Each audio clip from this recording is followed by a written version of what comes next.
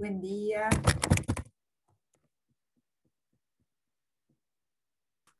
Hola, buen día. Hola, buen día, doctora. ¿Cómo estamos? Buen día. Bien. Bien, bien.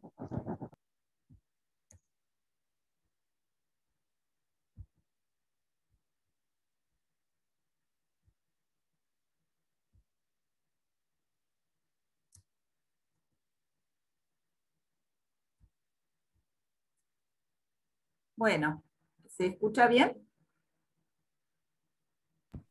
Sí, sí. Sí, doctora, perfecto. Bien. Bueno, vamos a tratar de desarrollar el tema del día de hoy y después voy a ver si alcanzo a hacer un pantallazo al menos de las reformas operadas por el Código Civil y Comercial en materia de derecho de sucesiones. ¿Sí? Bueno, hoy tenemos que tratar en la unidad 9 los puntos 3 y 4, y tenemos que tratar de ver de llegar hasta la administración de la herencia y finalización de este periodo de la administración. A ver, básicamente tenemos que recordar que, y esto para tenerlo en cuenta también para ver toda la cuestión de todas las reformas del Código Civil y Comercial, que en materia sucesoria, la base de esta reforma fue la reforma proyectada en el año 1998. Y es interesante para ver, en concomitancia con lo que vamos a trabajar hoy y con las reformas en general del Código Civil y Comercial, para ustedes es interesante quizá hacer una lectura de la exposición de motivos que trajo el proyecto, el anteproyecto del 2012. Si ustedes googlean todo lo que fue la exposición de motivos y se detienen en el libro del derecho de las sucesiones, van a encontrar de alguna manera la explicitación breve de las reformas allí contenidas y su fundamentación. Los fundamentos del código del anteproyecto del 2012 son interesantes desde este punto de vista explicativo, ¿no? para comprender un poco cómo se pergeñó la reforma en este sentido. Y con, digamos, la ventaja en el libro de las sucesiones que en realidad del anteproyecto del 2012 a lo que finalmente fue la sanción y promulgación del Código Civil y Comercial, no hay diferencias, ¿sí? No es de esos libros que fueron, digamos, modificados por el trámite legislativo y las modificaciones que allí se plantearon, ¿sí? Entonces, les recomiendo leer esto. Voy a ver si tengo el documento aparte, se los envío como para que lo puedan tener, y detenerse ustedes en lo que son los fundamentos justamente de las reformas del libro de las sucesiones, ¿sí? Entonces esto ténganlo en cuenta, es explicativo global, genérico, ¿eh? Entonces esto está bueno para tenerlo presente. Un poco por esto que hablábamos en la clase pasada y lo que planteaba Gabriela respecto de cuáles son las modificaciones, en cuanto a la posible o el posible conflicto de leyes en materia temporal, en materia de sucesiones, por esta situación de que las personas que fallecieron antes del 1 de agosto del 2015 ven regulada, obviamente, la transmisión hereditaria que ellos generan, los herederos, los sucesores, ven alcanzada la transmisión hereditaria a partir de lo normado en el Código Civil anterior, ¿sí? Porque la ley vigente al momento del fallecimiento es la ley que regula fundamentalmente los aspectos sustanciales de la transmisión, que es aquello en lo cual puede haber cambio, y de hecho hay cambio, ¿sí? En algunos de esos aspectos. Bueno, entonces, plantados en el libro quinto, con estos títulos, las sucesiones, la aceptación y la renuncia de herencia, la cesión de herencia, justamente como una de las modificaciones del Código Civil y Comercial, la cuestión de la acción de petición de herencia, responsabilidad, estado de indivisión, proceso sucesorio. De los grandes capítulos de lo que vamos a tratar hoy está involucrado justamente en la regulación del proceso sucesorio que hace el Código Civil y Comercial. Regulación que ha sido en algún punto discutida por algunos autores en cuanto a de alguna manera, la invasión de las potestades nacionales en materia de normas de procedimiento, ¿sí? Ustedes saben que de acuerdo a las facultades del Congreso Nacional, las normas de fondo, obviamente, son competencia del Estado Federal, competencia delegada por las provincias al Estado Federal, que mantienen para sí las regulaciones de los códigos de procedimientos, ¿sí? Y así como algunas materias se defiende a ultranza la necesidad de lograr la equiparación en el acceso a la justicia y lograr la equiparación de derechos sustanciales en función del establecimiento de ciertas normas de corte procesal que viabilizan el cumplimiento de derechos, así como tenemos un proceso de divorcio que está involucrado en el Código Civil y Comercial y necesariamente debe estar allí, ¿sí?, para, de alguna manera, regular en forma uniforme el acceso a la jurisdicción para este tipo de decisiones. Hay un mayor número de cuestionamientos en cuanto a las normas insertas en el Código Civil y Comercial en cuanto al proceso sucesorio. Ahora después vamos a conversar sobre alguna de ellas y van a ver ustedes el porqué de este cuestionamiento que, bueno, realizan autores como Goyena Copelo, pero también desde una posición de alguna manera mucho más flexible y permeable del derecho procesal, la realiza también Berisovsky. Bueno, a continuación del proceso sucesorio, el Código Civil y Comercial regula la partición y después detalles específicos de las cuestiones sustanciales de la sucesión intestada, la porción legítima y la sucesión testamentaria. Pero también tenemos que tener en cuenta que hay normas y disposiciones de derecho internacional privado reguladas que tienen que ver con la cuestión del derecho sucesorio. La jurisdicción aplicable, el derecho aplicable, la forma, ¿no?, en cuanto al otorgamiento de testamentos, el testamento consular, la capacidad y la regulación específica de herencias vacantes en contextos de conflicto de derecho internacional. Muy bien. La apertura de la sucesión, lo hemos dicho muchas veces, lo vamos a volver a reiterar hoy que hablamos de proceso para hacer bien la distinción, se fija en el momento de la muerte real o presunta de una persona y en ese momento se produce la transmisión de su herencia a las personas llamadas a sucederle por testamento o por ley, ¿sí? El Código también regula la compatibilidad o la posible convivencia de la transmisión hereditaria ab intestato o transmisión hereditaria legal, intestada, juntamente con la transmisión hereditaria testamentaria. Cuestión que también la vamos a ver, aparece obviamente en lo que son los procesos concretamente. Fundamental distinción. Apertura de la sucesión es el momento de la muerte. Apertura del juicio sucesorio, del procedimiento sucesorio, es la etapa del proceso en la cual, frente a una demanda de sucesión en la cual se acredita correctamente el fallecimiento del causante, se presenta el legitimado para iniciar el proceso, llámese heredero, legatario, acreedor que intimó al heredero para iniciar el proceso, es decir, toda aquella persona que reviste la condición sustancial de tener un interés legítimo a quien la ley le admite para promover el proceso sucesorio. Muy bien, frente a la promoción por demanda del proceso sucesorio, el auto de apertura del proceso sucesorio es una disposición judicial, un proveído judicial en el cual el juez declara abierto el proceso sucesorio. ¿Sí? Apertura de la sucesión, transmisión hereditaria, momento de la muerte del causante. Auto de apertura del proceso sucesorio, aquel que dicta el juez cuando se encuentran reunidos los recaudos de acreditación del fallecimiento y legitimación del interesado que promueve el procedimiento sucesorio. Muy bien. Recordemos también lo que vimos en la primera clase, ¿sí? Este objeto de la herencia, ¿no? Todos los derechos y obligaciones del causante que no se extinguen por el fallecimiento y se transmiten, ¿sí? Pero nosotros también vimos en una primera clase que tuvimos allá por enero, que hay derechos que nacen con la muerte del causante, pero que permanecen ajenos al derecho sucesorio. Son ajenos al derecho sucesorio. Por ejemplo, dijimos, los seguros por causa de muerte, ¿sí? Por ejemplo, los derechos previsionales.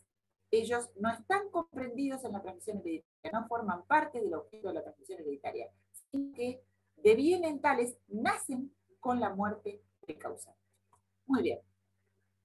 Dijimos que hay un contenido de la sucesión universal, en la cual las relaciones jurídicas individuales están totalmente contenidas, ¿no? Es decir, la sucesión por causa de muerte es una sucesión universal que transmite el patrimonio a través de la transmisión de la herencia. Muy bien, la sucesión universal implica que algunas personas asumirán la titularidad de ese patrimonio que se ha transmitido. Y quien sucede a título universal sucede en la posición jurídica del causante como titular del patrimonio, ¿sí? Por otra parte, esta transmisión genera en los herederos la posibilidad de recibir la transmisión individual en los bienes en el momento de la partición. Se recibe una universalidad destinada a que con su contenido se dará satisfacción a los créditos existentes del causante, es decir, a las deudas del causante, a los créditos que se ejercen contra la persona fallecida, y una vez liquidadas las cuestiones de la transmisión hereditaria, se entregarán en la adjudicación los bienes en forma individual. Muy bien. En principio, para recordar, el heredero incorpora a su patrimonio los bienes y las deudas, pero con la limitación del contenido de la transmisión hereditaria. Eventualmente surge la responsabilidad ultra vires, la responsabilidad total, cuando vimos en los casos de la aceptación forzada de la herencia. Muy bien. Las fuentes de llamamiento las conocemos, la ley, la voluntad del causante instrumentada en testamento válido. Y ambos llamamientos pueden coexistir.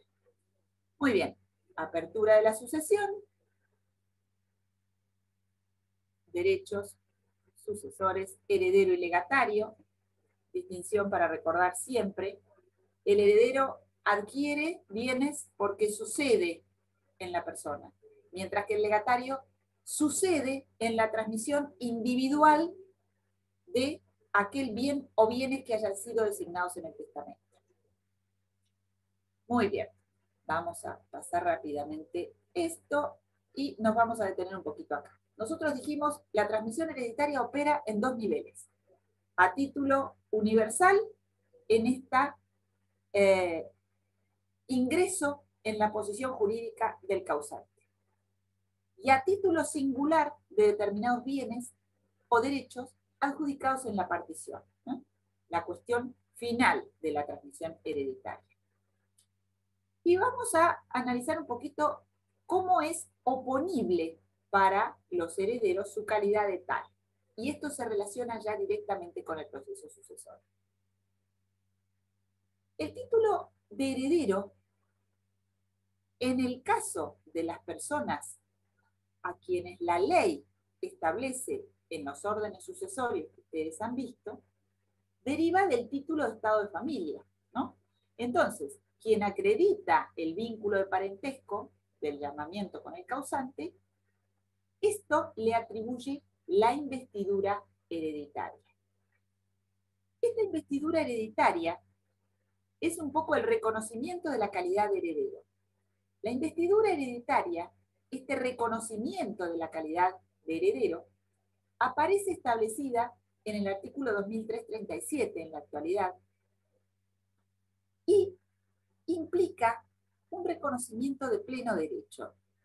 Es decir, el 2337 de alguna manera señala que hay herederos próximos al causante, descendiente, ascendiente, cónyuge, que acreditando su estado de familia, deben ser reconocidos como herederos. Entonces, podemos pensar, bueno, entonces, ¿para qué el procedimiento hereditario? ¿Para qué el procedimiento sucesorio? Para la composición. Porque este reconocimiento de la calidad de heredero tiene la enorme limitación en nuestros ámbitos y en nuestras comunidades de necesitar un plus para tener el ingreso registral cuando se trata de bienes registrables. Ese plus tiene que ver con la publicidad social debida para que aquel que se dice heredero con derecho a la transmisión de su causante, aun siendo descendiente, ascendiente o cónyuge, sea reconocido por el juez y legitimado para poder ingresar en la transmisión registral de bienes. ¿Sí? Entonces, la investidura de pleno derecho, regulada en el Código Civil y Comercial en el proceso sucesorio, implica el reconocimiento legal a determinados herederos que, con la mera acreditación del título de Estado, es decir, la partida correspondiente, puede hacer valer sus derechos como tal, como heredero. En cambio, y vuelvo un poquito atrás, hay otra investidura hereditaria que necesariamente debe ser judicial. La otra investidura hereditaria, reconocida en el artículo 2338 del Código Civil y Comercial, se brinda en función de ser necesaria para los parientes colaterales, indefectiblemente, o para el heredero instituido, cuando no es descendiente, ascendiente o cónyuge, a partir del auto de aprobación de testamento. Entonces, en principio, el título de heredero para ascendiente, descendiente y cónyuge deriva de su acreditación de tal. Puede oponer su calidad de tal, puede hacer reconocer su calidad de heredero con la acreditación del Estado. En cambio, el colateral siempre necesita de la declaratoria de herederos habida en proceso jurisdiccional o del auto de aprobación de testamento para que pueda hacer reconocer su título de heredero, normado en el artículo 2338 del Código Civil y Comercial, también en este título destinado al proceso sucesorio. ¿Sí? En el Código Civil de Vélez, a esta investidura de heredero se le llamaba posesión hereditaria, ¿sí? Lo cual traía una suerte de confusión con la posesión de los derechos reales, porque justamente esa posesión hereditaria de la cual hablaba el artículo 3410 y siguientes del Código de Vélez, implicaba una investidura, un reconocimiento de la calidad de heredero. Bien, entonces, en el proceso sucesorio, en el procedimiento judicial sucesorio, el Código Civil, ¿qué cosas regula? Bueno, regula cuál es el objeto de este procedimiento sucesorio, y el objeto es un objeto sin litigio. Es un proceso voluntario, un proceso de los llamados de jurisdicción voluntaria. ¿Para qué se hace el procedimiento sucesorio? Para identificar quiénes son los sucesores, quiénes son los herederos, en su caso. Determinar el contenido de la herencia, cobrar los créditos que tuviera pendientes de cobro el causante, pagar las deudas, los legados, las cargas, hacer las cuentas de todo esto y entregar los bienes en la individualidad. Así de sencillo es el objeto del proceso sucesorio. ¿Sí? No es conflictivo. Todo lo que resulte conflictivo deberá tramitar por vías incidentales o por incidentes. ¿Sí? Después vamos a ver justo no. El procedimiento sucesorio, ¿dónde debe ser iniciado? ¿Dónde debe ser iniciado? Corresponde al juez del último domicilio del causante. Debe ser iniciado territorialmente ante el juez del último domicilio del causante. ¿Por qué es esto? Básicamente porque hay que liquidar un patrimonio. Un patrimonio se desarrolla fundamentalmente en el lugar del último domicilio del causante, en principio, ¿sí? Entonces, debe ser ventilada la cuestión de la administración y del pago de créditos y deudas en el ámbito donde el causante ha tenido su último lugar de residencia y ha generado sus relaciones sociales y económicas. Último domicilio del causante. Bien, ¿cuál será el último domicilio del causante? Bueno, allí vamos a tener, yendo a lo concreto, dentro de un procedimiento sucesorio, la obligación de acreditar el fallecimiento se satisface con la partida de defunción, en principio. Esta partida de defunción indica un domicilio. ¿Puede que ese domicilio no sea el último del causante? Sí, puede ser, porque esencialmente el certificado de defunción de lo que da acreditación plena es del fallecimiento, pero puede contener errores, inexactitudes. Entonces, puede que sea necesario en el proceso hacer algún otro tipo de prueba que tenga que ver con el domicilio del causante, a los efectos de la determinación de competencia o de salvar cuestiones de competencia que se planteen a este respecto, ¿sí? También este mismo juez va a ser el que va a entender respecto de otros procesos, ¿sí? Y aquí viene la cuestión del fuero de atracción del procedimiento sucesorio, ¿sí? ¿Por qué? Porque el Código Civil, dijimos, el proceso sucesorio es un proceso voluntario, es un proceso universal, porque en él vamos a ventilar toda la cuestión de lo que fue el patrimonio del causante, ¿sí? Ese proceso universal genera el llamado fuero de atracción, es decir, que se van a ventilar ante el mismo juez, por ejemplo, las acciones de petición de herencia de otros herederos, ¿sí? Llámese, por ejemplo, un hijo o una hija póstumo, un hijo o una hija no reconocido, que entable la acción de filiación y a su vez la acción de petición de herencia para ser reconocido con su calidad de heredero, ¿sí? El proceso de nulidad de testamento, ¿sí? Imaginemos que uno de los herederos colaterales desplazado por un testamento requiere la nulidad por falta de plena capacidad del causante en el momento del otorgamiento. Por ejemplo. Otro litigio que puede surgir con respecto a la administración, a la inclusión de bienes, ¿sí? A la ejecución de las disposiciones testamentarias, a la interpretación de un cargo, ¿sí? Al mantenimiento de la indivisión, a lo que tenga que ver con la partición, la garantía, las nulidades de la partición. Todos estos procesos van a tramitar ante el juez del último domicilio del causante, donde se radicó el proceso sucesorio, así como las acciones personales entabladas contra el causante, ¿sí? Bien, significa esto que el último domicilio del causante determina la competencia territorial del juez, competencia que va a ser material en un juez con competencia civil. Y a su vez, ante ese mismo juez, pero en los procesos conexos a este sucesorio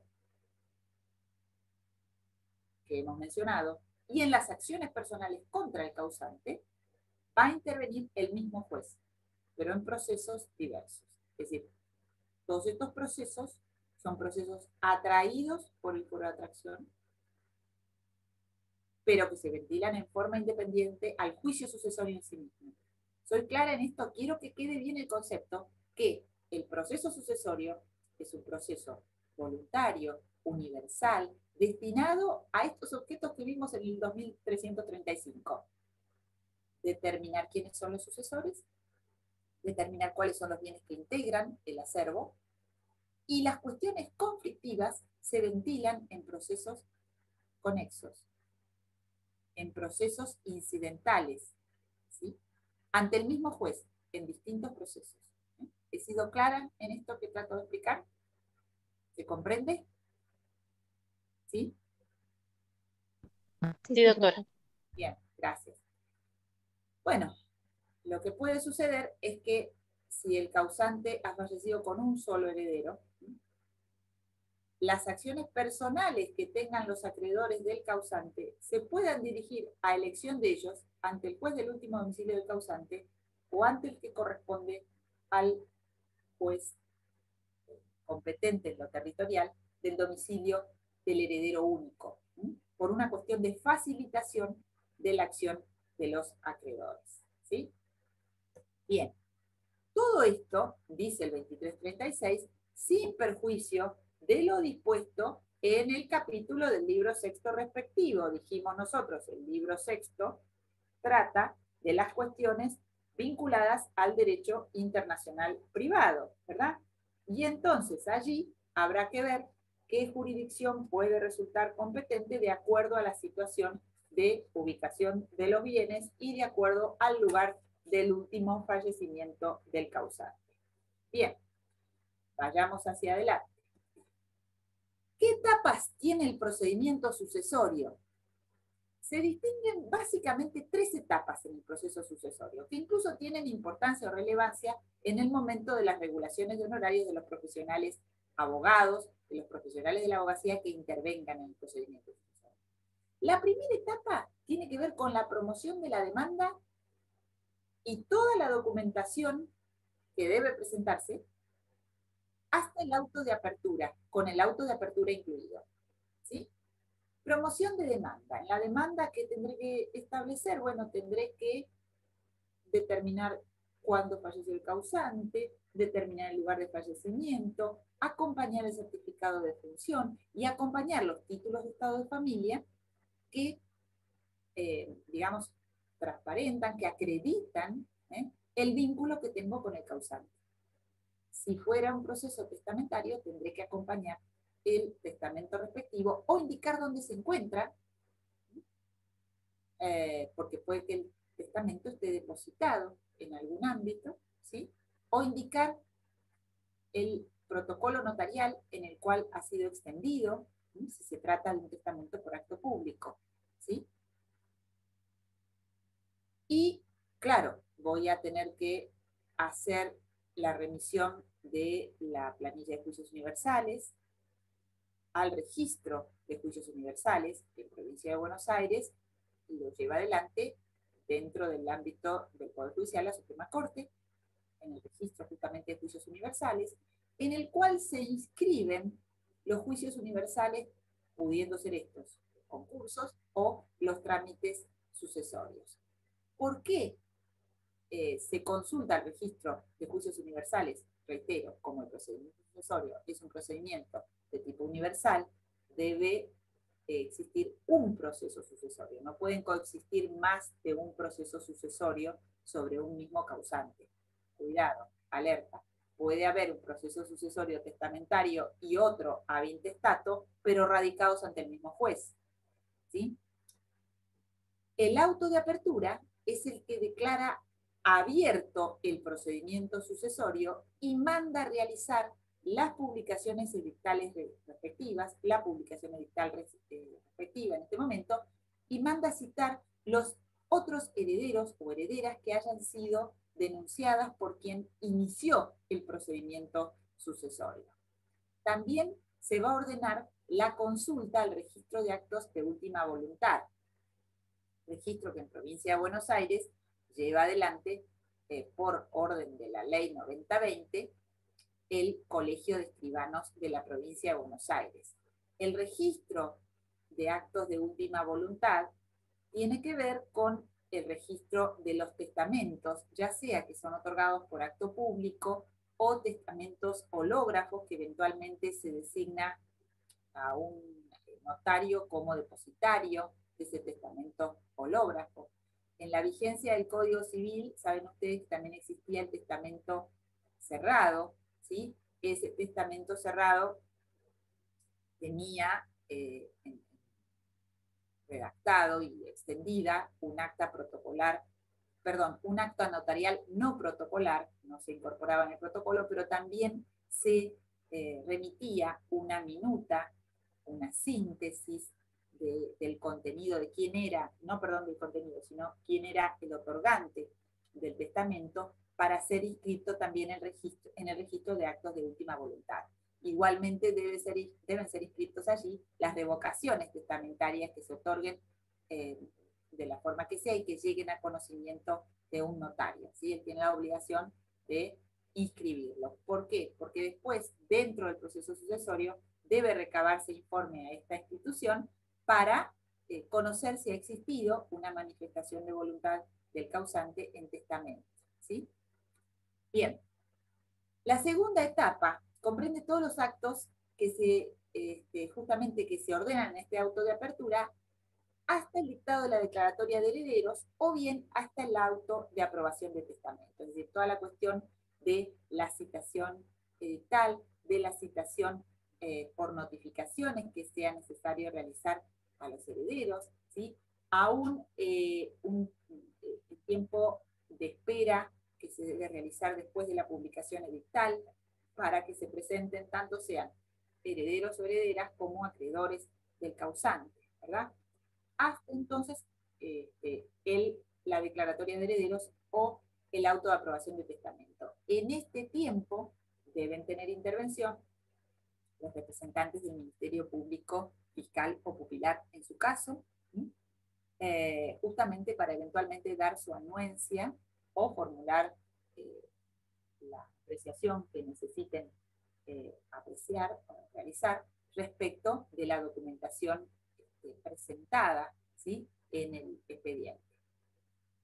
La tercera fase del proceso sucesorio incluye lo que son las tareas de inventario y avalúo o eventualmente lo que son la presentación de las declaraciones juradas de bienes o la determinación de bienes por acuerdo, ¿no? Ahora después vamos a trabajar un poquito sobre eso. Y la partición y adjudicación e inscripción de los bienes que se ordenan, ¿sí? Muy bien.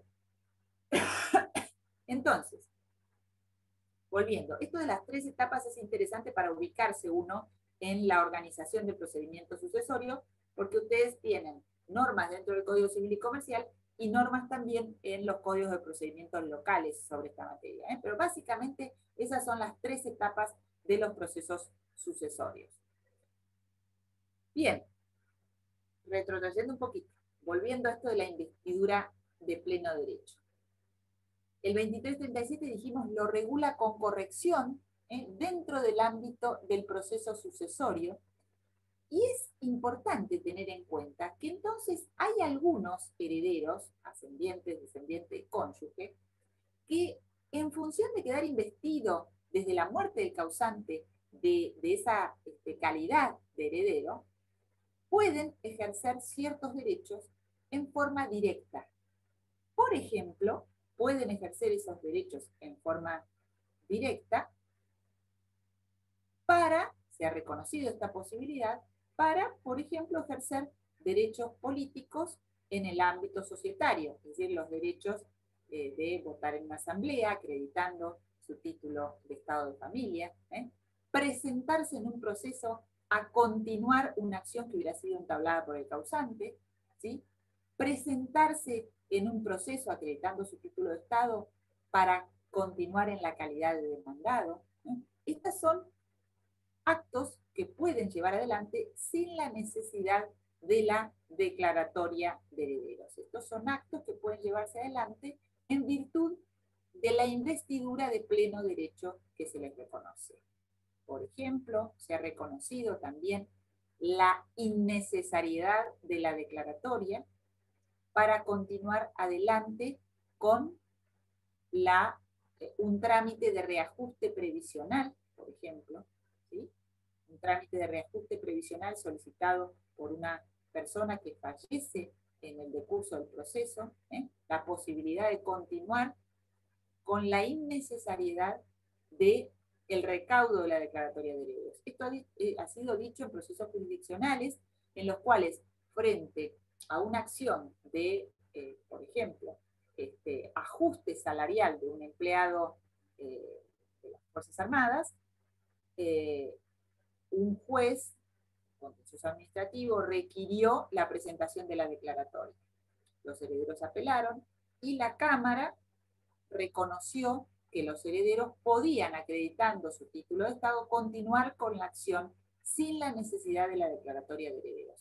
Igualmente ha sido reconocida esta posibilidad cuando en los prontos pagos laborales incidentes de concursos, de quiebras particularmente, se ha reconocido la posibilidad de cónyuge e hijos e hijas de una persona actora en estos procesos, de efectivamente hacerse del cobro de la creencia en forma directa con la acreditación del título de estado de familia. Muy bien. Pero el propio artículo 2337, en la parte final, señala que a los fines de las transferencias de bienes registrables, la investidura debe ser reconocida mediante la declaratoria judicial de herederos, ¿sí? Entonces, la legitimación registral de un heredero, aunque sea ascendiente, descendiente o cónyuge, se obtiene con el auto de la declaratoria de herederos o, en su caso, el colateral, con el auto de aprobación del testamento. La investidura judicial, entonces, es aquella que reclaman determinados herederos, los colaterales, o los instituidos en testamento, ¿verdad? Esta investidura no implica la declaración de validez total del testamento. La aprobación el auto de aprobación del testamento en cuanto a sus formas en el proceso testamentario implica la validez formal del testamento, pero podría ser planteada alguna cuestión en torno a la validez intrínseca del testamento todavía, ¿sí? Pero entonces, la investidura judicial la deben obtener colaterales y la deben obtener por el auto de aprobación de testamento los herederos instituidos cuando no sean descendiente, ascendiente o cónyuge que la tienen de pleno derecho por el 2337. Muy bien. En cuanto a la sucesión testamentaria, el Código Civil y Comercial fija algún par de pautas que han venido a modificar las prácticas y la aplicación de los códigos de procedimiento locales, ¿verdad? Bueno, si hubo un testamento por acto público, debe presentárselo al juez, dijimos, en la demanda del proceso sucesorio, o debe indicarse en la demanda dónde se encuentra, ¿sí? En qué registro notarial ha sido otorgado. Y si no se tiene más que la noción de que se otorgó un testamento por acto público, pero no se conoce el registro notarial en el cual se otorgó, entonces deberá ser necesario tramitar el oficio al registro de actos de última voluntad del colegio notarial del cual se trate, para poder obtener el dato y después requerir por vía de oficio la copia del testamento otorgado. Bien. Si es que no se tuviere el testimonio de este testamento otorgado. Si el testamento es hológrafo, es decir, otorgado de puño y letra por parte del testador, saben ahora que las dos formas establecidas por el Código son el testamento por acto público, el testamento hológrafo, más allá del testamento por vía consular que se reconoce en las normas de derecho internacional privado y en el reglamento consular. Debe ser presentado entonces judicialmente para que se proceda a la apertura, si estuviera cerrado, si estuviera contenido en algún sobre cerrado, a dejar constancia de cómo está ese documento, a la comprobación de la autenticidad de la escritura de la firma del testador mediante pericia caligráfica. Los códigos de procedimiento establecían que debían recabarse la presencia de dos testigos que reconocieran la letra y la firma del testamento, ¿sí? Hoy día el Código Civil plantea la aplicación de la pericial caligráfica. Esta pericial caligráfica ha sido admitida como recaudo procesal por las jurisprudencias así locales, como una forma más científica, más cierta de obtener la veracidad de esta impronta de la escritura y la firma del testador. Pudiera ser que el testamento hológrafo hubiera sido otorgado con firma certificada por notario, porque ustedes saben que el hecho de agregar un recaudo que hace a la, digamos, a la certidumbre del documento contenido en testamento no afecta de ninguna manera su validez. Es decir, no es inválido porque se le agregue una forma al testamento, ¿no? El testamento, en cuanto a sus formas, es un instrumento solemne y requiere el cumplimiento estricto de las formas que impone el Código Civil y Comercial. Pero el hecho de agregarle otra formalidad no empece a su validez. Entonces, una vez que está realizada la pericial caligráfica, si ella deberá ser hecha con escritura indubitable del causante, ¿sí? Escritura de puño y letra del causante. Lo cual hoy día se complica un poco más porque cada vez escribimos menos en forma manuscrita.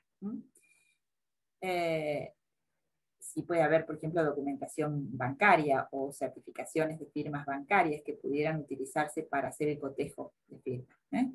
Asimismo, esto, una vez cumplido estos recaudos, el juez rubricará las piezas de cada una de las hojas del testamento en concreto. Ahora también nos resulta llamativo esto de rubricar papel, porque hemos dejado de tener soporte papel como elemento esencial de los expedientes y hoy día tenemos expedientes digitales. Entonces, igualmente, la pieza hológrafa se tiene en papel. Entonces esto habrá que digitalizarlo para incorporarlo en el expediente, pero después tendrá que firmarlo rubricando cada una de las páginas y mandar protocolizarlo. La orden de protocolización debe ser dada para que sea cumplida en un registro notarial.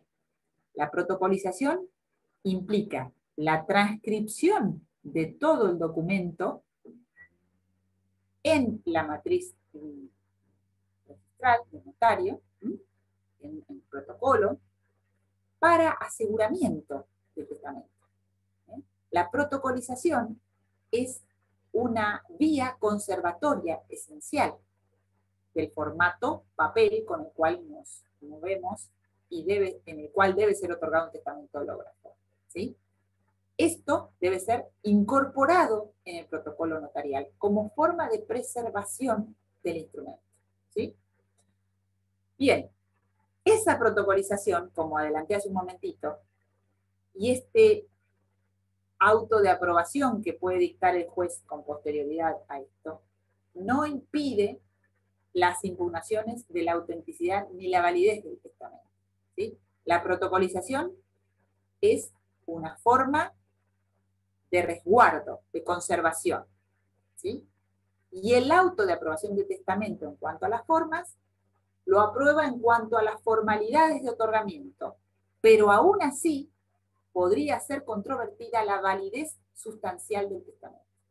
Si la persona no estaba en condiciones mentales adecuadas para el otorgamiento de un testamento, más allá de la protocolización que se ordena en el proceso como resguardo del documento, y aún más allá de la aprobación de la forma testamentaria, no impide la acción que deba tramitar por proceso contencioso que tramitará ante el mismo juez, pero que tramitará por fuera del procedimiento sucesorio, ¿sí? Habrá que ver si hay una suspensión del trámite del procedimiento sucesorio en función de una acción de nulidad entablada, pero, reitero, ni la protocolización, ni eventualmente el auto de aprobación en cuanto a sus formas, impide la discusión sobre la validez o eventualmente sobre la revocación de un testamento por aparición de otro testamento posterior, ¿sí? Bien. El auto de aprobación de testamento en su caso, el auto es el despacho judicial, el proveído judicial, la resolución judicial que reconoce la aprobación del testamento, confiere la investidura hereditaria a los herederos instituidos. Ahora, si los llamamientos hereditarios no fueran de heredero, hubiera simplemente legatarios establecidos en ese llamamiento, o herederos de cuota pero que no finalizan la transmisión total de los bienes, habrá que tramitar también la sucesión intestada, como dijimos hace un rato. Entonces, ¿cuándo se tramita sucesión intestada? Sucesión intestada quiere decir sucesión de los herederos y herederas que llama la ley porque no hay otorgamiento de testamento o porque el testamento no agota la totalidad de los bienes involucrados en la transmisión hereditaria. Entonces, en este caso, quien promueve el proceso sucesorio debe expresar si él es el único heredero o si hay otros herederos más. Y tiene que justificar el fallecimiento también, por supuesto. Hay que notificar a los herederos denunciados en el expediente y se cita a herederos y acreedores, o a todos los que se consideren con derecho a los bienes dejados por el causante, por edicto, y aquí viene otra modificación que hace el Código Civil y Comercial respecto al proceso sucesorio designado en los códigos de procedimiento civil y comercial. ¿Por qué? Porque el Código Civil y Comercial establece la publicación edictal solamente en el Diario de Publicaciones Oficiales. ¿Sí? Edicto publicado por un día en el Diario de Publicaciones Oficiales. Los códigos de procedimiento siempre han establecido la publicación edictal en el boletín oficial y también en un diario de mayor circulación. ¿Sí? A ver, aquí también encontramos algunos que aplauden la norma del Código Civil y Comercial y otros detractores. ¿Por qué? Algunos dicen, bueno, realmente haberse metido el Código Civil y Comercial con la publicación edictal del proceso sucesorio es un exceso frente a las potestades de las provincias para regular sus propios procedimientos. Y otros dicen, bueno, en realidad está muy bien esto de haber simplificado lo de las publicaciones edictales por el costo que ello genera, y más allá de esto, porque en realidad la publicación edictal es una publicación que ¿a quién anoticia? ¿No? ¿A quién anoticia? Bueno, el punto es que en esto hay una disyuntiva. Los jueces deben dar publicidad al proceso sucesorio, y de alguna manera la vía edictal es la publicidad que hemos conocido hasta ahora. Quizás debiéramos ayornarnos en esto y haber una reforma legislativa de los códigos de procedimiento que capten realmente cuáles podrían ser las vías de publicidad de un proceso sucesorio. No sé, ponerlo en las redes, que se abrió el proceso sucesorio, ponerlo en Facebook, que se abrió el proceso sucesorio, porque en realidad, ¿quién lee los edictos del diario? Primero, ¿quién lee diarios en los formatos tradicionales? ¿Y quién lee edictos de los diarios? ¿No? Entonces, pero bueno, esto es lo que dice nuestro viejo Código de Procedimiento Civil y Comercial. Publicación edictal en el diario de mayor circulación y publicación edictal en el boletín oficial. ¿Qué dice el Código Civil y Comercial? Edicto por un día en el diario de publicaciones oficiales. Para que acrediten esta calidad en 30 días. Bien, será materia de discusión y es cierto que ya hace rato, por lo menos hace 9 meses que los códigos de procedimiento los hemos tenido que ayornar en las interpretaciones en formas impensadas, hasta antes del 19-20 de marzo del año pasado. Bueno, esta también es una cuestión que quizá deba ser ayornada, el tema de cómo comunicar las situaciones de fallecimiento de una persona para que los terceros hagan valer sus derechos. ¿Sí?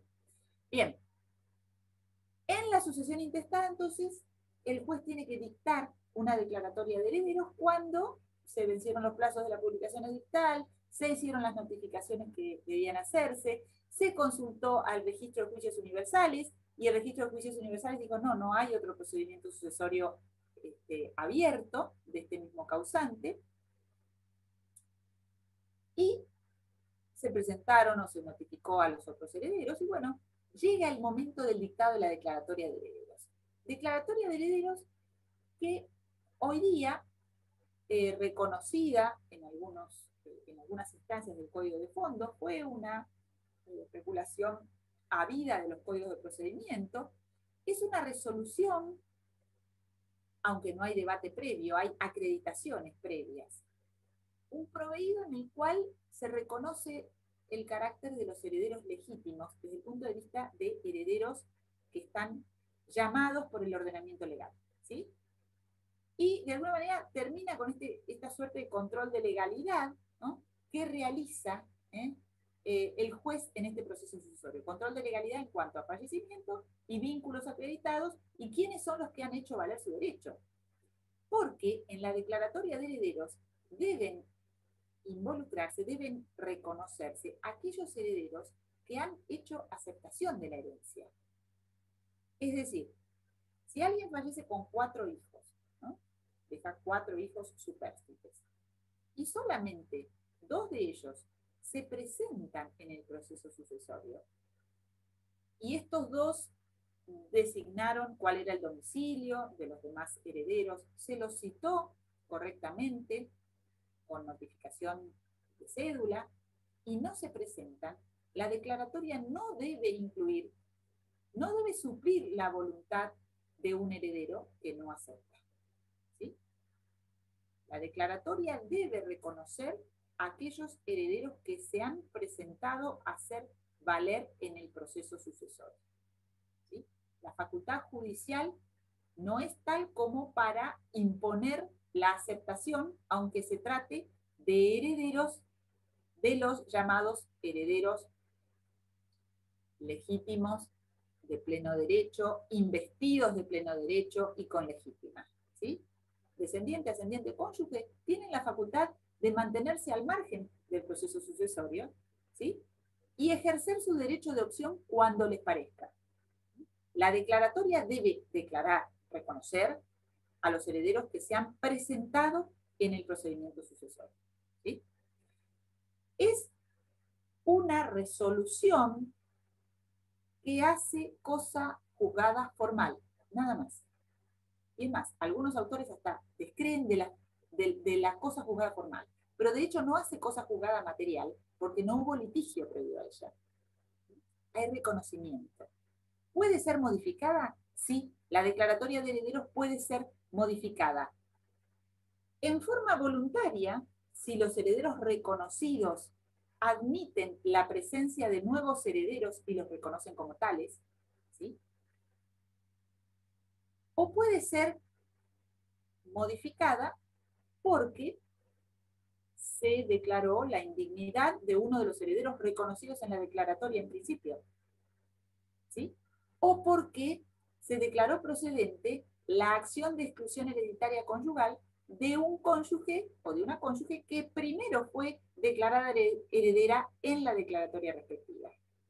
Pero es interesante ver la cuestión fundamentalmente de la admisión voluntaria de otros herederos, porque los herederos que han acreditado su título pueden, incluso antes de la declaratoria, admitir la calidad hereditaria de otro que tiene dificultades en la obtención de su título de Estado. Dificultades que pueden tener que ver con: nací en Corrientes y la inundación, en un determinado lugar de Corrientes, y la inundación del año, no sé, 84, arrasó con el registro civil y mi partida de nacimiento no la puedo encontrar.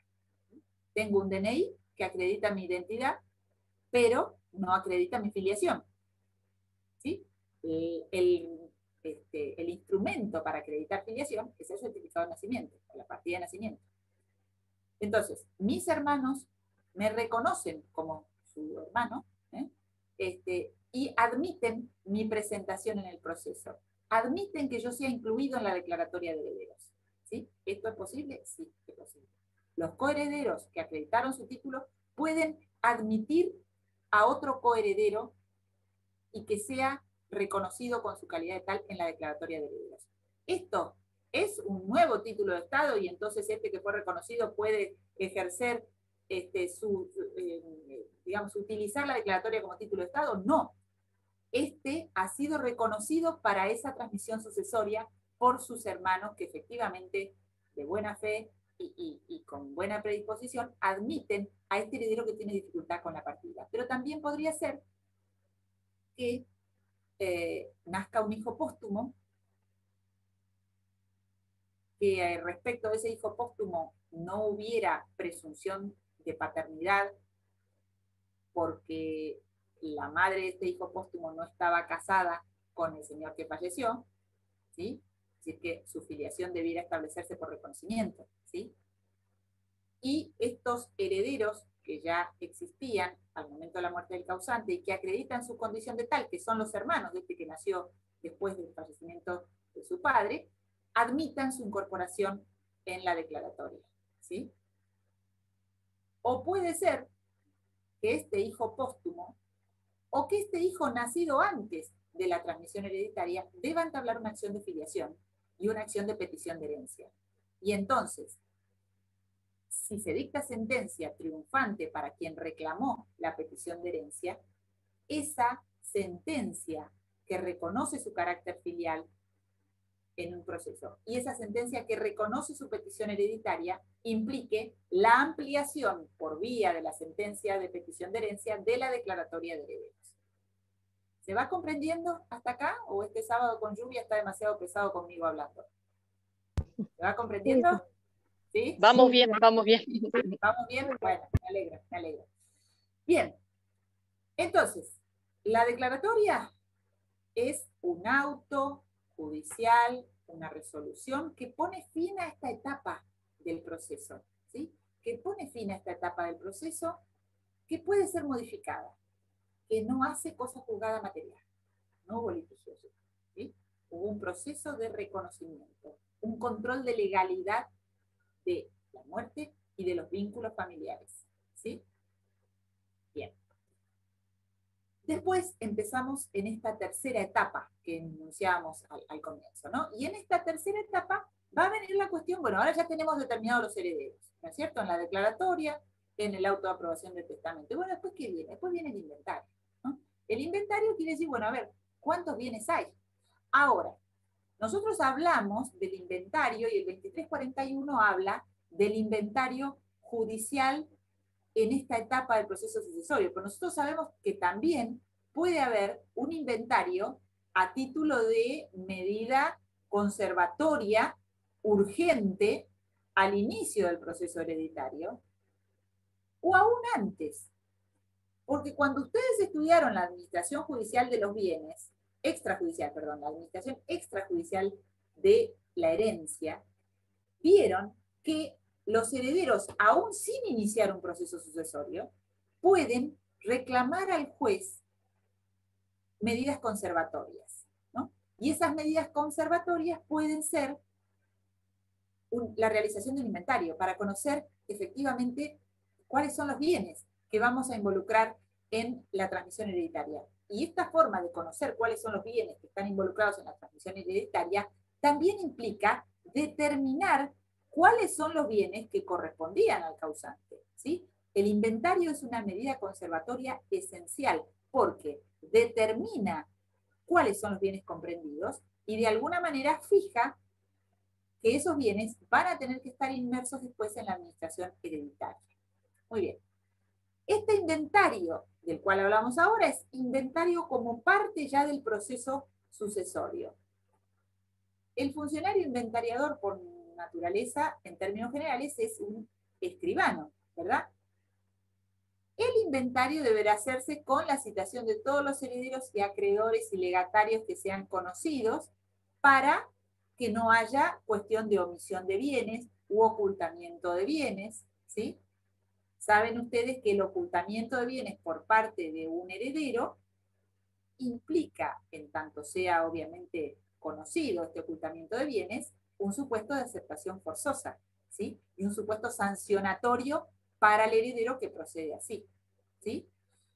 Al inventario también se puede llegar, no solamente por decisión de los coherederos para efectivamente determinar cuáles son todos los bienes que corresponden al causante y sobre los cuales se va a realizar la transmisión hereditaria, sino que también podrá llegarse porque hay un acreedor, tercero interesado, que reclama a los herederos o legatarios, perdón, a los herederos, porque el legatario también recibe tratamiento de un acreedor frente a los herederos, pueden demandar entonces el inventario, tanto los acreedores como los legatarios que tienen este carácter de acreedor del heredero, ¿sí? Pueden reclamar la realización del inventario, ¿no? Y van a tener que hacer el inventario, los herederos, organizarlo dentro del proceso en el plazo de 3 meses desde que hayan sido intimados judicialmente a su realización, ¿sí? Entonces, el acreedor, para saber sobre qué bienes va a poder eventualmente cobrar su acreencia una vez que estén adjudicados, o qué bienes van a tener que estar involucrados en la transmisión hereditaria para no verse perjudicado en su derecho al cobro, puede intimar judicialmente al heredero a la realización del inventario. ¿Sí? También puede hacerlo el legatario. El legatario funciona como un acreedor en la transmisión hereditaria que debe reclamar la entrega de su legado al heredero. Si el legatario es un legatario de cuota, perdón, si el legatario es un legatario de cosa cierta, se encuentra en una posición privilegiada para reclamarle al heredero su cumplimiento, ¿sí? Porque tiene la cosa cierta determinada. Pero si el legatario es un legatario de género, puede que su situación sea más compleja, ¿sí? No es lo mismo ser el legatario del automotor identificado con la patente tal y cual, bien, cosa cierta, que el legatario de 100.000 pesos que se encuentren en algún lado del el patrimonio del causante, digo, no sé, en una caja de seguridad, o en un depósito bancario, o en el fondo del jardín enterrado debajo de una maceta, ¿sí? Entonces, todos ellos, acreedores y legatarios, pueden demandar judicialmente que se realice un inventario. Y entonces se designará desde el procedimiento sucesorio, por sorteo de los listados respectivos, un escribano para la realización del inventario. Acá hay que citar a herederos, acreedores y legatarios, que se conozcan para transparentar el inventario. Si no concurren, es una cuestión de ellos, pero tienen que estar citados. Si no están citados, ellos pueden plantear la nulidad del inventario realizado, ¿sí?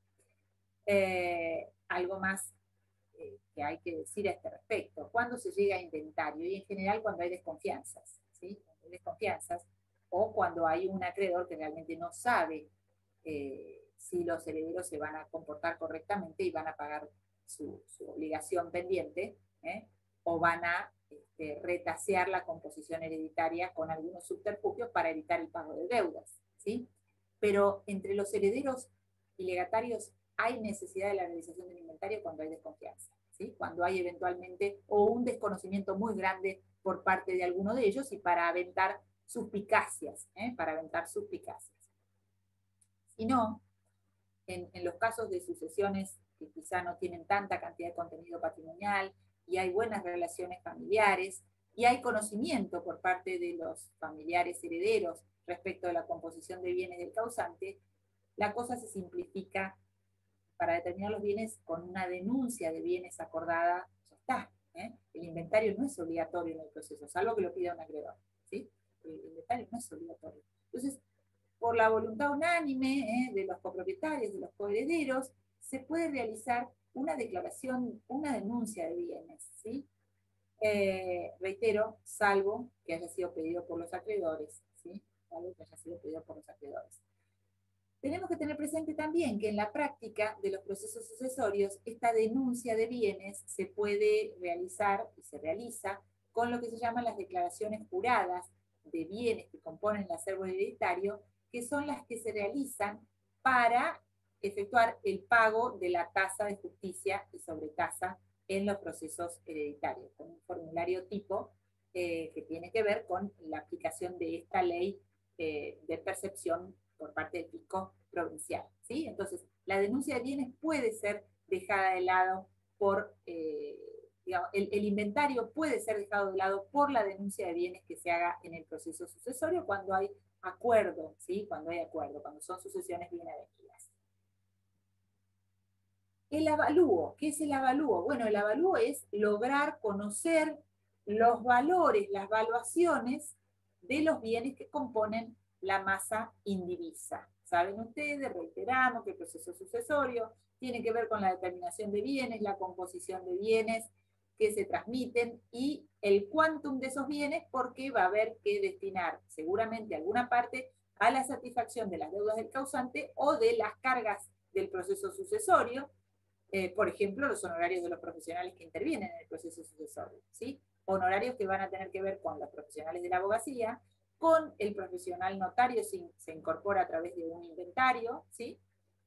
Y eventualmente el avalúo puede realizarse por las valuaciones que realicen profesionales que llamen los herederos, ¿sí? A ver, ¿cómo podría ser esto? Bueno, puede que se desconozca el valor de bienes que hayan integrado la transmisión hereditaria, no sé, por ejemplo, no sé, una maquinaria agrícola que hubiera tenido de causante, o una joya de valor, o un cuadro, o muebles en general, que se desconozca su valor, o inmuebles. Entonces las tasaciones y los avalúos tendrán que ver con, digamos, en cuanto a qué profesionales pueden ser necesarios para hacer estos avalúos, de acuerdo a la composición de los bienes que se transmiten. Pueden ser designados tasadores que unánimemente acuerden los coherederos, o pueden designarse por vía de decisión judicial en caso de no haber acuerdo respecto de quiénes van a ser los involucrados en la definición de los bienes, en la definición de las valuaciones de los bienes. Bien, el valor de estos bienes entonces tendrá que ser fijado de acuerdo a lo que preceptúa el Código Civil y Comercial a la época más cercana posible al acto de la partición, justamente para tener una mejor apreciación de cómo realizarse la partición.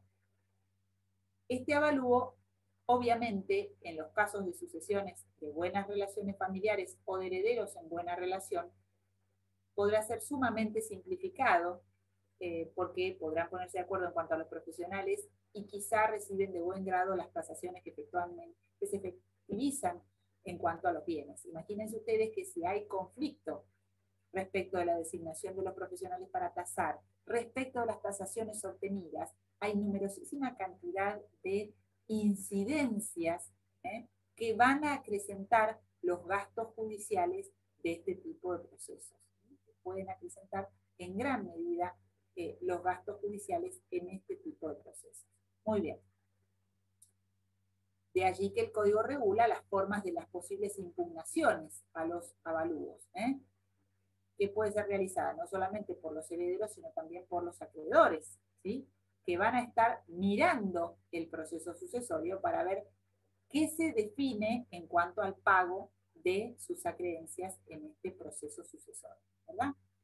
Pueden entonces ellos impugnar tanto el inventario como el avalúo o la denuncia de bienes que se realice. Y puede llegar a ser que sea necesario hacer retasas de los bienes en tanto las impugnaciones triunfen, ¿no? Estas son todas incidencias que pueden existir en estas etapas del proceso sucesorio que quizá requieren de la formación de incidentes, ¿sí? Para no complejizar en demasía toda la cadena de este mecanismo procesal. Muy bien. A partir de allí tenemos, digamos, más allá de toda la cuestión del inventario del avalúo, vamos a tener que detenernos un poco en lo que es la administración judicial. Y nosotros tenemos que tener en cuenta que el procedimiento actual, o el Código Civil y Comercial actual, dijimos, regula una posibilidad de administración extrajudicial de la herencia en cabeza de los coherederos, con ciertas facultades esencialmente conservatorias que necesariamente van a tener que llevar adelante hasta el momento en que se puede llevar adelante todo el procedimiento judicial. En esta etapa, ya con proceso abierto, los códigos de procedimiento han regulado históricamente dos formas de administración. Una forma de administración llamada administración provisional, que puede incluso tener que ver con el dictado de una medida cautelar, es decir, designar un administrador provisorio por cuestiones urgentes que haya que atender respecto a los bienes de la transmisión hereditaria, y se habla de administración provisional o de administración provisoria en el proceso sucesorio hasta que se dicta la declaratoria de herederos o hasta que se dicta el auto de aprobación de testamento. Después de esa etapa, en lo que estaríamos ahora nosotros trabajando dentro de este procedimiento que organiza el Código Civil y Comercial, hablamos de la llamada administración definitiva, ¿sí? Es decir, las dos etapas las marcan los códigos de procedimiento. La administración provisoria hasta el dictado de declaratoria o hasta el auto de aprobación de testamento, y la administración definitiva, la posterior. Definitiva hasta la partición, o sea, no es que tenemos una administración eterna, pero sí tenemos una administración posterior a la declaratoria de herederos o al auto de aprobación de testamento.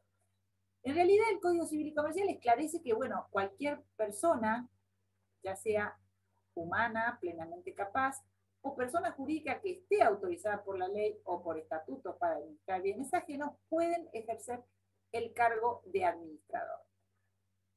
La designación del administrador puede ser realizada por mayoría de voluntades expresada, quizá en alguna de esas audiencias que fija el Código de Procedimiento para simplificar los procedimientos sucesorios, pero necesita de la designación judicial, es decir, la designación judicial puede venir por la mayoría de la voluntad de los herederos en la transmisión, o directamente ser definida judicialmente.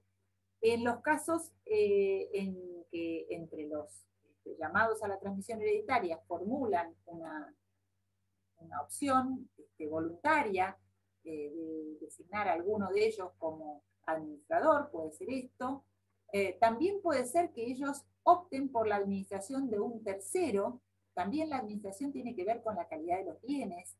Puede haber administraciones incluso diversas, puede haber designación de más de un administrador, ¿sí? Si la entidad de los bienes y la complejidad de los bienes requiere de conocimientos específicos, pero en caso de no haber acuerdo de mayorías, el juez podrá definir la administración judicial de acuerdo a lo que estime corresponder en cuanto a la naturaleza de los bienes y en cuanto a la situación de los bienes a administrar. Muy bien.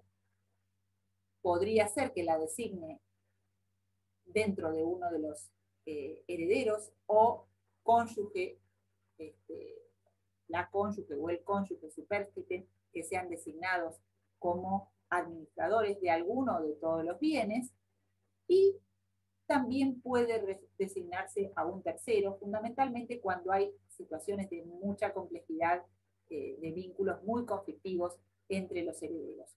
Y allí tendrá que designar, por ejemplo, a un contador, o, por ejemplo, a una persona idónea en manejos agropecuarios si se tratara de una administración de una unidad económica rural, por ejemplo. ¿Bien?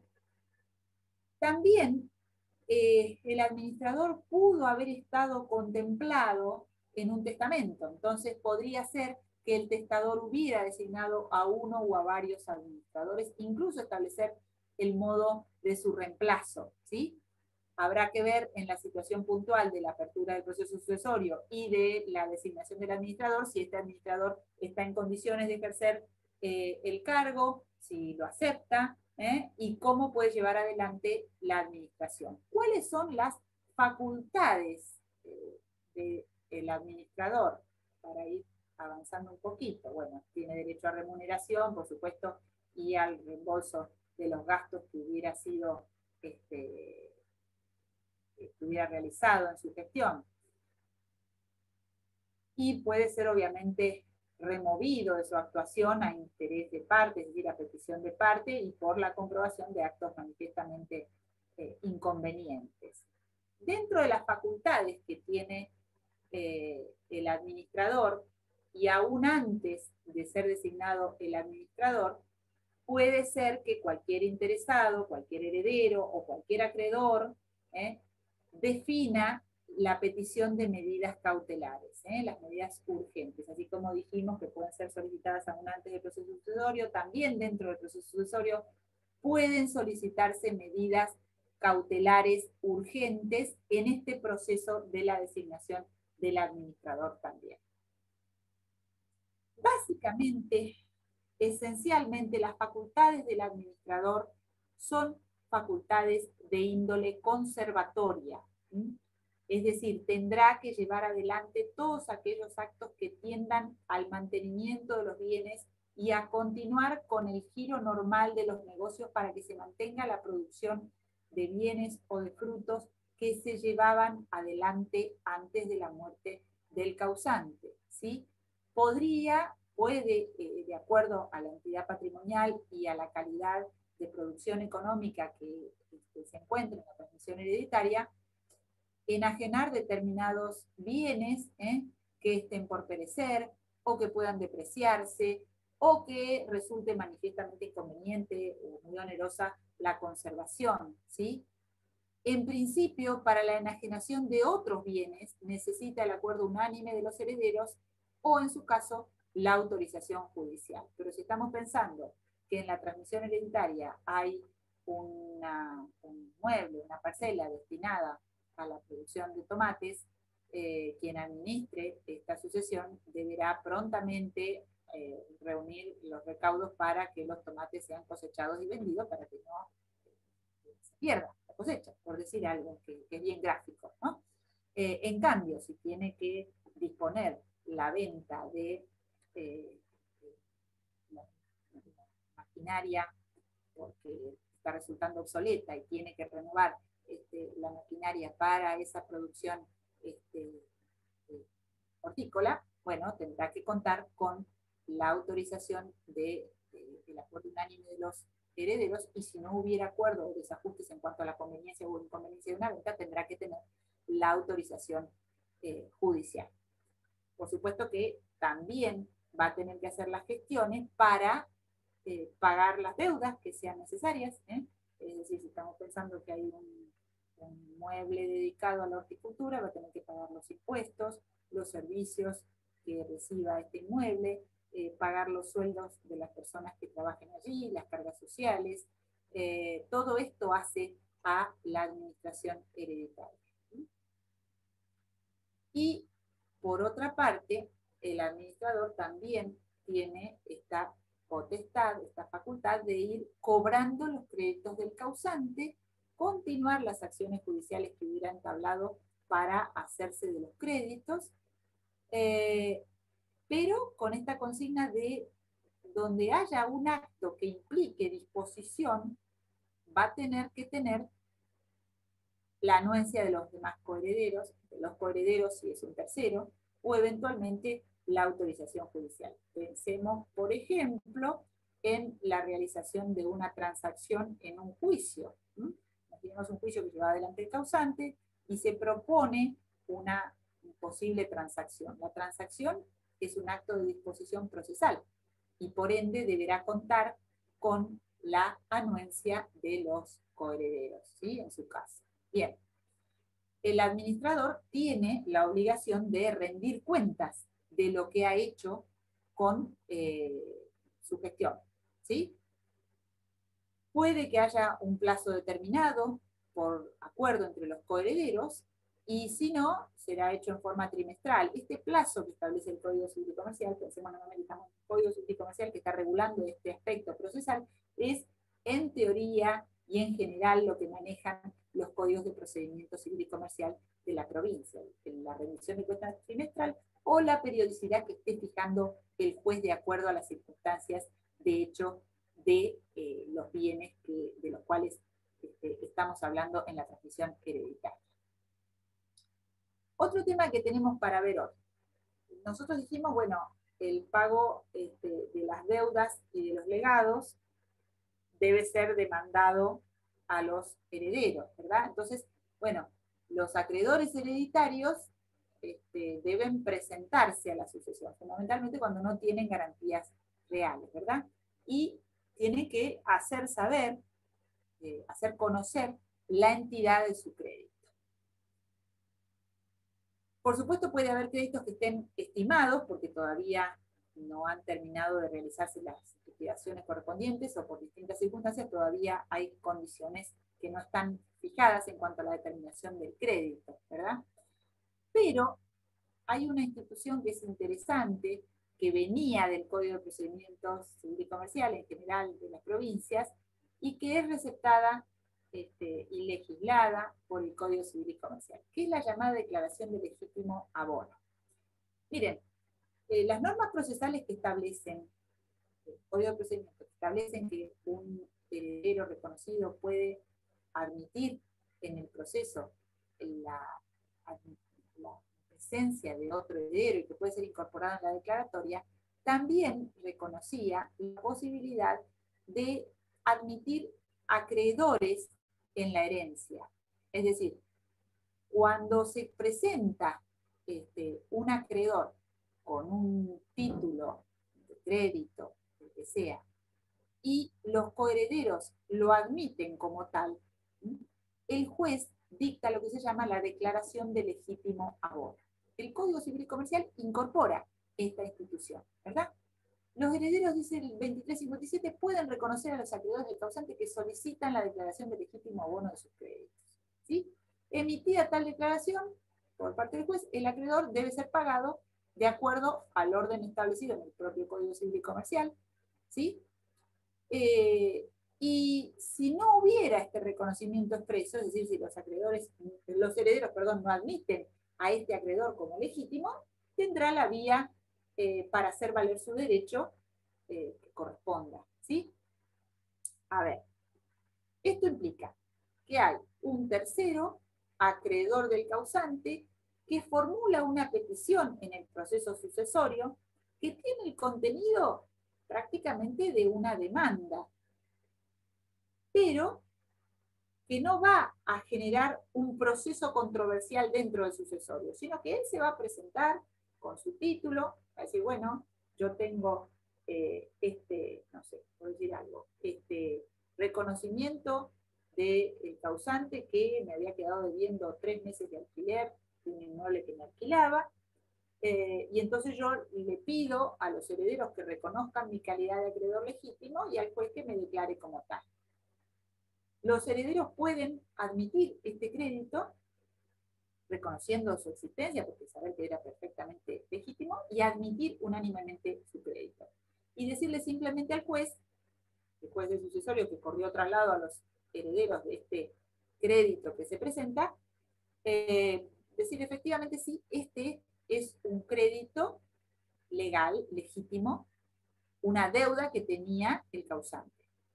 Entonces el juez realiza la declaración de legítimo abono y dice, bueno, conforme aparezcan fondos en el proceso sucesorio, va a ser pagado su crédito. Y con eso termina esta suerte de, verificación de un crédito legítimo, ¿sí? Con esto termina.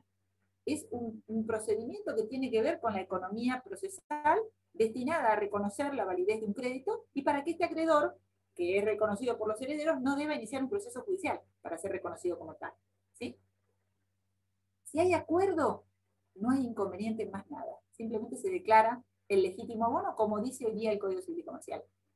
Si hubiera o silencio de parte de los herederos, o reconocimiento de algunos sí y otros no, o directamente negativa de todos ellos, el acreedor va a tener que iniciar el proceso contra los herederos, pero por vía jurisdiccional aparte, por proceso judicial aparte, ¿sí? No se abre a prueba el pedido de declaración de legítimo abono dentro del proceso sucesorio. No se abre a prueba, o se reconoce o no se reconoce, nada más, ¿sí?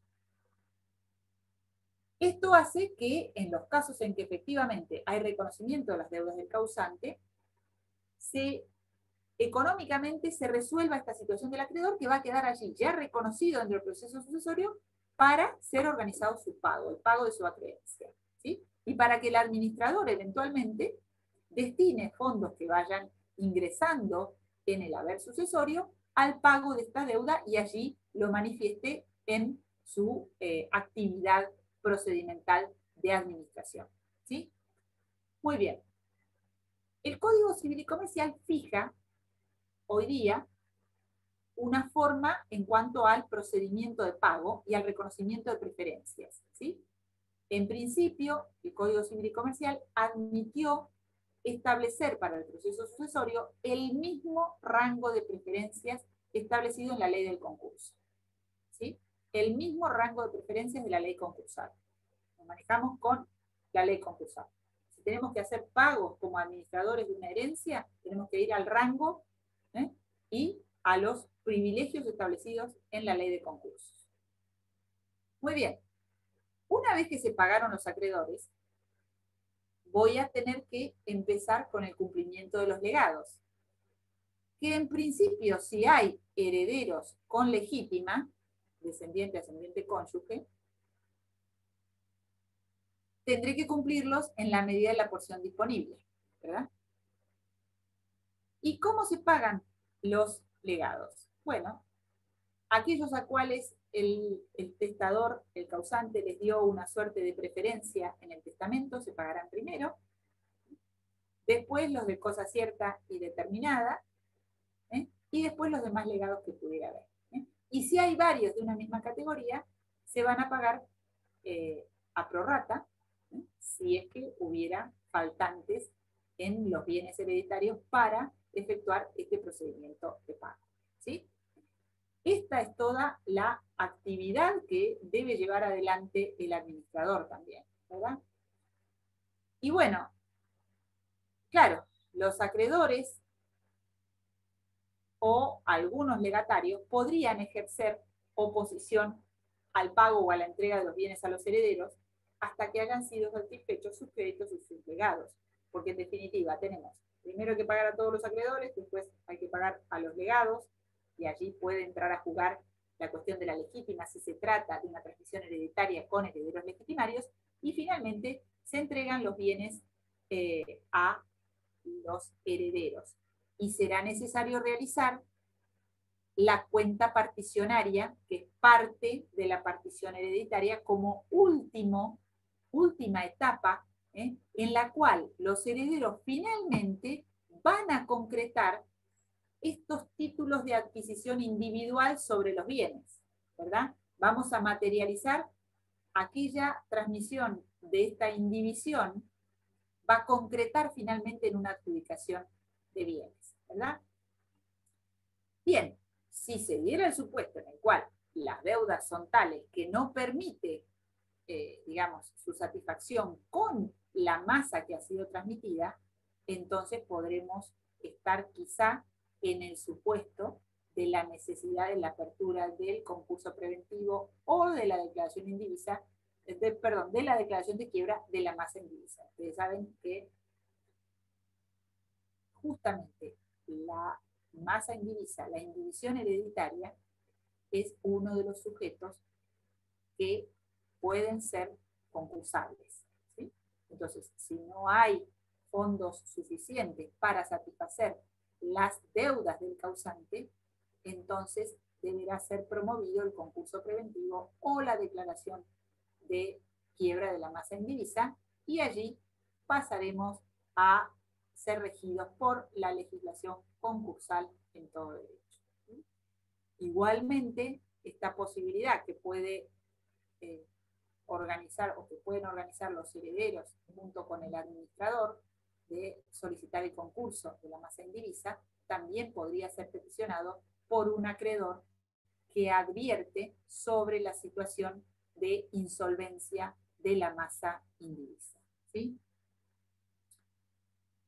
Entonces, la administración judicial va a concluir con una cuenta definitiva en la cual se va a dejar constancia de todos los créditos que han sido cobrados por parte del administrador, de todas las deudas que han sido pagadas, y del resultado de esta administración, ¿sí? Es decir, de los ingresos que ha habido en ella, ¿sí? Y de los egresos en general, de los gastos que ha sido necesario satisfacer, también en esto de los honorarios que deban abonarse al administrador.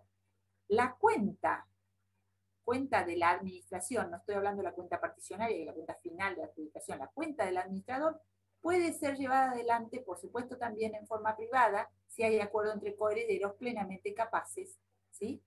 Y no hay objeciones a la rendición de cuentas, ¿sí?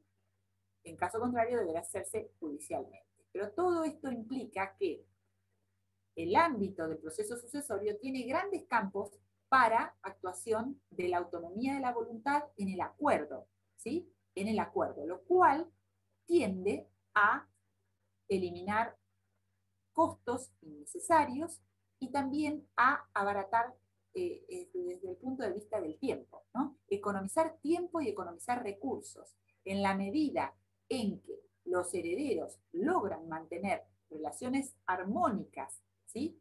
En la forma de apreciación de la tarea del administrador y en un buen comportamiento de quien funciona como administrador, esto implica economía de tiempo y economía de dinero. todo el Código de Procedimiento Civil y Comercial, tanto el de provincia como el de nación, tienen mecanismos tendientes hacia la autocomposición, ¿sí? La designación de audiencias para simplificación de procesos, la designación de audiencia para la convocatoria del administrador, para buscar el acuerdo, ¿sí? Y la posibilidad del uso de las facultades ordenatorias e instructorias del juez tendiente a simplificar procedimientos y economizar tiempo dentro del proceso. Todo esto puede hacerse cuando hay una buena integración de voluntades en este sentido y una buena colaboración profesional del abogado, de la abogada, en la simplificación del procedimiento y en la transparencia de la gestión de la administración, ¿sí? Por supuesto que si no hubiera buena definición de la cuenta en forma privada, puede realizarse en forma judicial. Pero vuelvo a decir, esto significa generalmente derogar nuevas costas que van a, en todo caso, deber ser satisfechas por los herederos. Bien. Para recordarlo y tenerlo bien presente, en esa segunda etapa de la declaratoria de herederos que se dicta, ¿por qué es necesaria la declaratoria de herederos dentro del proceso sucesorio argentino y dentro del proceso sucesorio que nosotros vamos a trabajar? Porque la publicidad registral requiere de que cada heredero sea legitimado registralmente para acceder a la transmisión hereditaria. Y esto no es solamente aplicable a la transmisión de bienes inmuebles, es aplicable a la transmisión de bienes muebles registrables con obligatoriedad del registro, ¿sí? Con obligatoriedad del registro. Esto ha llevado incluso, en una definición de competencia que leía hace unos días, a la necesidad de la apertura de un proceso sucesorio en la Argentina por la transmisión de una marca que justamente estaba registrada en la Argentina. Una persona que fallece en otro país lleva adelante todo su proceso sucesorio en otro país, pero que requiere del proceso sucesorio en la Argentina justamente para tener el acceso registral de la declaratoria de herederos en la transmisión de una marca que efectivamente estaba registrada en la República Argentina. Bien, se nos está acabando el tiempo, entonces yo voy a ver, bien, voy a dejarles no solamente este Power, que es bueno, muy sintético, pero que ha tratado de, bueno, de transmitir un poco toda esta cuestión del proceso sucesorio encabalgado en las normas del Código Civil y Comercial y en las normas procesales, y les voy a dejar también un Power que tengo, que de alguna manera formula una síntesis sobre las principales reformas del Código Civil y Comercial en materia de derecho sucesorio, como para poder organizarse ustedes un repaso sobre esto y eventualmente hacerme las consultas que sean necesarias. ¿Sí? Bien. ¿Hay preguntas que quieran hacerme? ¿Quieren pensar un poco? ¿Tienen este fin de semana largo? Y por allí el lunes yo voy a estar trabajando con algunos temas académicos, así que si el lunes a la tarde me quieren pasar consultas por el chat, podemos ver. Ustedes tendrían el parcial, perdón, el examen el sábado próximo. Sí, el sábado próximo teníamos que definir la hora. Bien, tendríamos que definir la hora y me parece que lo más apropiado sería empezar más o menos en el horario de la clase habitual, si a ustedes les va bien, 9 menos cuarto. Perdón, 10 menos cuarto. Estaríamos bien en ese horario, ¿sí? Lo vamos a hacer nuevamente por oral Zoom, como hicimos en la vez anterior. Yo todavía sigo manteniendo hasta este llamado de febrero la vía telemática. Y bueno, si fuera menester hacer una clase más por alguna revisión o algo más, yo podría ofrecerles, y podría llegar a ser el jueves a la tarde, si con las consultas que van haciendo no sé. Eso lo anoto ahora después en el grupo nuestro de WhatsApp, por si hace falta. ¿Sí? Ah, buenísimo. El Sí, 11, gracias. el SED publicó una clase, puede ser. Sí, esa clase que hay el 11, no, el 11, ustedes dicen, ¿a qué se están refiriendo con la preguntita esa? No entiendo el chat. El 11, el 15, claro, el 15, sí.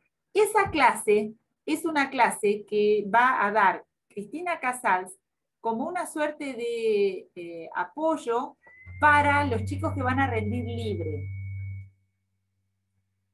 Si ustedes quieren participar, yo le aviso a Cristina, avísennos por el grupo cuántos van a ser los que quieren participar. ¿Sí? ¿Les parece? Sí, sí, Bueno, perfecto, doctora. bueno. ¿Alguna cuestión más? ¿No? ¿Vamos comprendiendo? Bueno, hay que aprovechar el fin de semana que llueve, lo mejor es estudiar. Cuando llueve, ya está. Mate y estudio. O café, lo que Así hagan.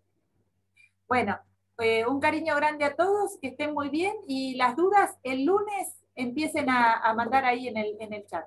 ¿Sí? Bueno, Perfecto, gracias. que estén muy bien. Gracias, buenas